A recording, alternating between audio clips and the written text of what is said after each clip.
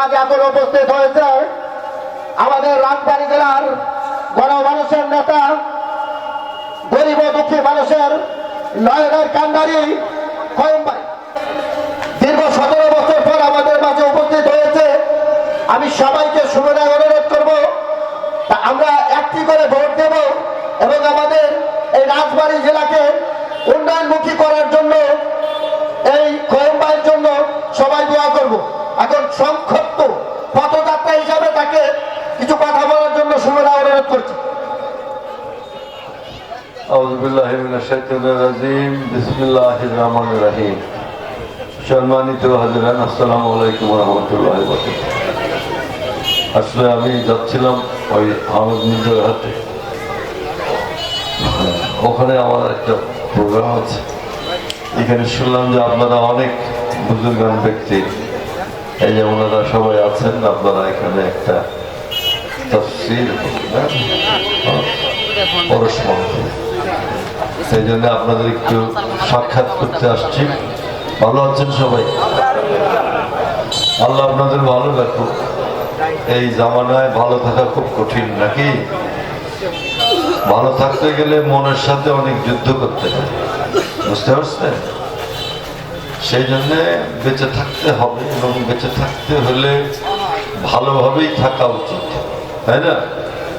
তো সেই ভালোভাবে বেঁচে থাকার জন্যে আল্লাহর পথ ধরে আমরা আল্লাহকে ডাকি, আমাদের নবী করিম সাল্লাল্লাহু আলাইহি ওয়াসাল্লামকে ডাকি, আমাদের তাদের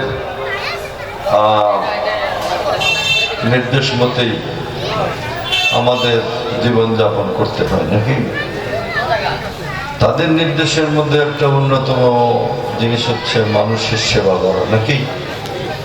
আমরা যেমন আল্লাহ তাআলাকেও ডাকবো, নামাজ পড়বো, আবার আমরা মানুষকেও সাহায্য করবো, সেবা করবো। মানুষকে সেবা না করলে কিন্তু কিছু হবে না। সূরা রহমানের মধ্যে আছে, দেখবেন যে আল্লাহ তাআলা বলতেছেন যে তুমি আল্লাহ তাআলার সৃষ্ট জীবকে ভালোবাসো।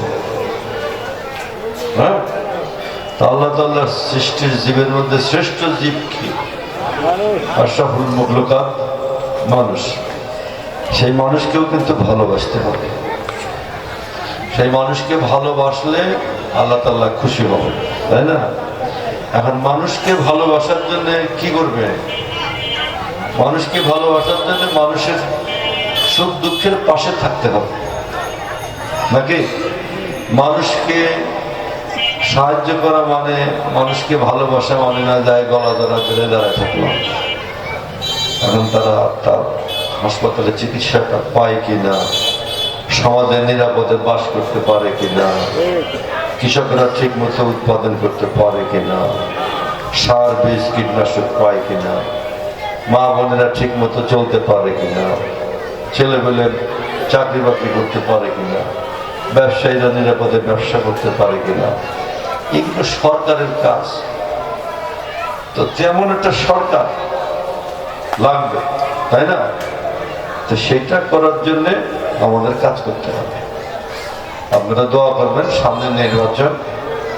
আমি আপনাদের কাছে প্রার্থী হিসাবে দোয়া চাই।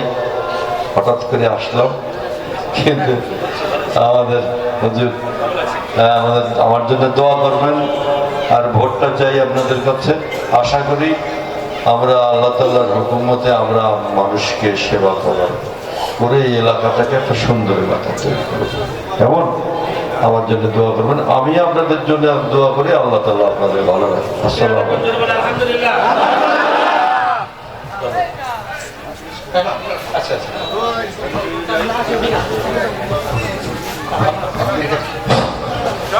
আমরা আমাদের গণমানুষের নেতার কাছে একটা দাবি করব।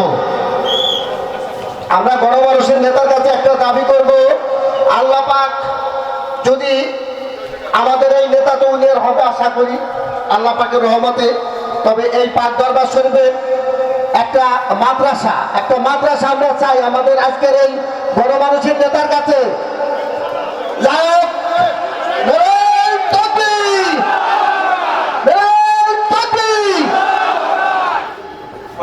অনেক শিক্ষা প্রতিষ্ঠানে তিনি উন্নয়ন করে থাকেন, অনেক শিক্ষা প্রতিষ্ঠান। আপনাদের দাবি ইনশাল্লাহ চেষ্টা করা হবে ইনশাল্লাহ।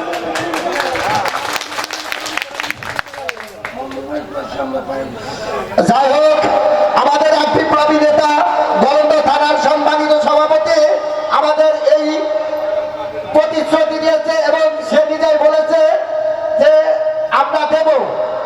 এই গণমানুষের নেতা সব জায়গায় অনেক জায়গায় অনেক প্রতিষ্ঠান দিয়েছে, এই মাদ্রাসাও দেবে, তারা আমাদের কাছে কথা দিয়েছে।